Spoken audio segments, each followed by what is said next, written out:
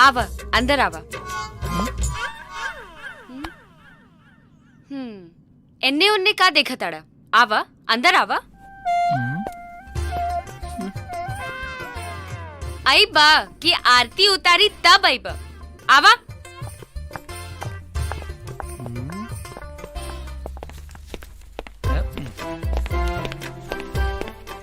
निकाल कर। 5,000 जल्दी निकालो। टाइम खराब मत करो।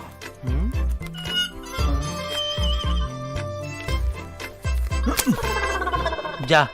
और अब ओहा काहे खड़ा हो गईला? आवा।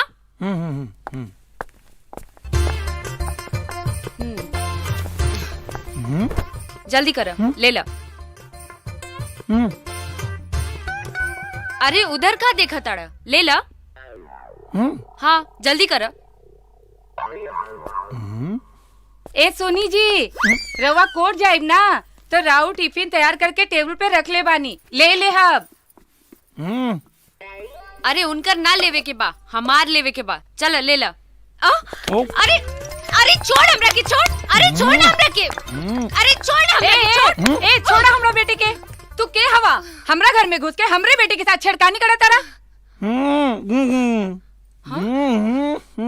काऊ साफ साफ बोला ना। अरे हाई देखा, हम पूछा था नहीं तो बोलत नहीं खे। अरे तोरा हिम्मत कैसे भइल हमरा घर में घुसे के? हाँ अरे बोला ना, के हवा? घर में काहे घुसला? अरे हम ना घुसनी है, ई घर में बोलौली है। आ एक आदमी 5,000 रुपया ले सा। कौन लेला था? का भइल हो? ये ले ले। का जी रवा इनका से 5,000 रुपया लेनी है? हाँ लेकिन भइल का? कुछ ना भाई, चलो पैसा निकालो वापस। अरे दे तू बाली, लेकिन भइल का? की भइले भाई? अरे कुछ ना, तनी हने आओ। हम दरवाजा अब खड़ा रहनी है तो ई हमरा के घर में बोलौली है। आई 5,000 रुपया ले ले। आई बेडरूम में ले जाके हाथ ऐसे उठा के आ कहलिए कि ले लो, तो हम खाली एगो प्यार से झपकी ले। अरे यही करत रहे। अरे छोड़ो ना।